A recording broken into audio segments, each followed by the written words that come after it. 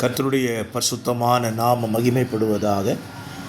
ஆசீர்வாதமான ஒரு நல்ல காலை நேரத்திலேயும் அனுதின மன்னா என்கிற வேத தியானத்தினால் உங்களை சந்திப்பதிலே மிகுந்த சந்தோஷம். ஒரு புதிய நாளை காண செய்த கர்த்தருக்கு நன்றி பலிகளை செலுத்துகிறேன். இந்த நாளிலேயும் ஆதியாகமம் 40ஆம் அதிகாரத்தை தியானிக்க கர்த்தர் நமக்கு உதவி செய்வாராக.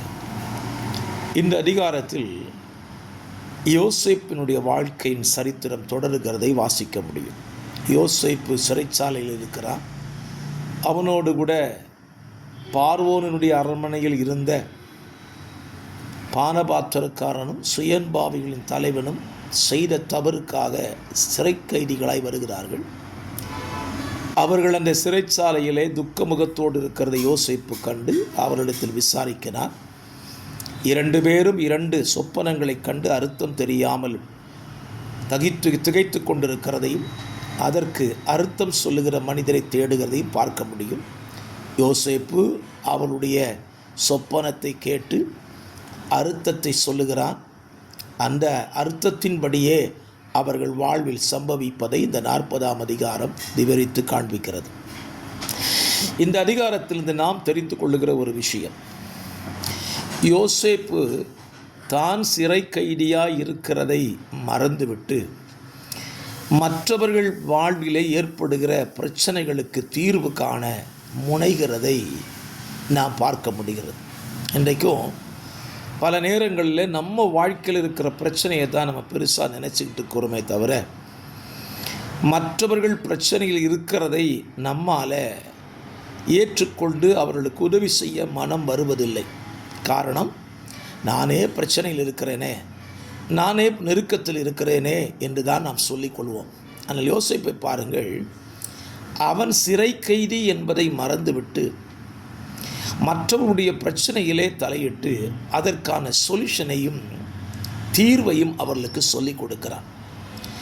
ஆகவே என்னை கேட்கிற அருமையான கர்த்தருடைய பிள்ளைகளே, நம்ம வாழ்க்கையில் இருக்கிற பிரச்சனைகளை நம்ம பெருசுப்படுத்தாமல் நமக்குள் பிரச்சனைக்கு பரிகாரியாக இருக்கிற தேவனை மற்றவர்களுக்கும் தெரியப்படுத்துகிற முயற்சியில் நாம் ஈடுபடுவோமானால் அவர்களுக்கு தீர்வு சொல்லுகிற அதே தேவன் நம்ம பிரச்சனைகளுக்கும் தீர்வு சொல்ல அவர் வல்லவராய் இருக்கிறார்.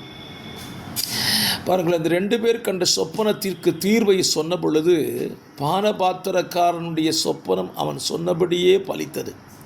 சுயம்பாவிகளின் தலைவனுடைய வாழ்க்கையும் அப்படியே நடந்தது.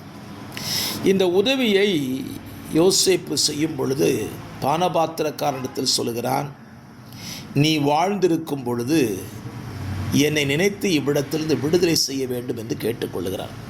யோசேப்பு செய்த ஒரு சின்ன தவறு அதுதான். பாருங்க, நம்ம வாழ்க்கையில் மனுஷனுடைய சகாயத்தை நாம் நாடாதிருப்பது நமக்கு நல்லது.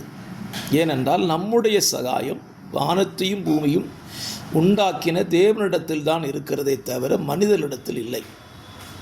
யோசேப்பை எகிப்துக்கு கொண்டு வந்தவர் தேவன், சிறைக்கைதியாய் மாற்றப்பட்டது தேவன் காரணமாக இருந்தார்.